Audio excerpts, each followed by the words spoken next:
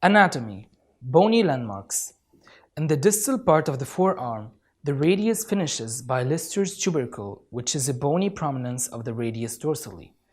It's an important landmark because it helps find the scapholunate interval. The wrist is formed of 2 rows of bones, where each row is formed of 4 bones.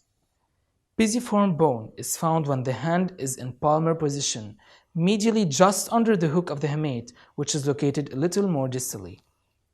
At the opposite side, still in the same position, the scaphoid tubercle is found, and distally to it is the crest of the trapezium. Ligaments and sheaths. The scapholunate ligament is one of the main stabilizing ligaments of the wrist. The flexor retinaculum traverses the palmar bony landmarks of the wrist, pisiform, hook of the hamate, scaphoid tubercle, and the crest of the trapezium, and forms the roof of the carpal tunnel. The extensor retinaculum traverses the dorsum of the wrist, while the extensor muscles will pass under it. Anatomy of the hand. Sheaths and tendons. Common flexor tendon sheath covers the tendons of the flexor profundus and flexor superficialis. It is fan-shaped. The flexor digitorum superficialis split tendons are inserted on the palmar side of the base of the middle phalanx of the 2nd, 3rd, 4th, and 5th fingers. The flexor digitorum profundus tendons are inserted on the distal phalanx of the 2nd, the 3rd, the 4th, and the 5th fingers. The flexor pollicis longus has its own sheath. All these tendons with the median nerve pass through the carpal tunnel. The extensor tendon traverses on the dorsal surface of the hand by forming 6 extensor compartments.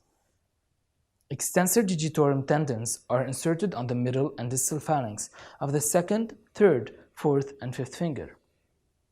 Extensor carpi ulnaris tendon is inserted on the base of the 5th metacarpal. Extensor carpi radialis longus is inserted on the base of the 2nd metacarpal. Extensor carpi radialis brevis tendon is inserted on the base of the 3rd metacarpal. The most radial compartment is occupied by the abductor pollicis longus tendon and extensor pollicis brevis tendon. Note that the cephalic vein can be felt on the extensor pollicis brevis tendon. On the other side of the thumb, there is the extensor pollicis longus. Snuff box. The snuff box is bordered by the extensor pollicis brevis on the radial side and extensor pollicis longus on the ulnar side. It can be more seen while the patient is extending his thumb against resistance. Muscles. Dorsal interossei muscles are 4 small muscles located between the metacarpals on the dorsal surface of the hand. Palmar interossei muscles are 3 muscles located on the palmar side. They originate from the metacarpal bones of the index, ring, and little fingers. Thenar muscles are 4 muscles located on the radial side of the hand. Hypothenar muscles are located on the ulnar side of the hand. Lumbricals are 4 muscles located deep to the palmar fascia. Hand's dermatome.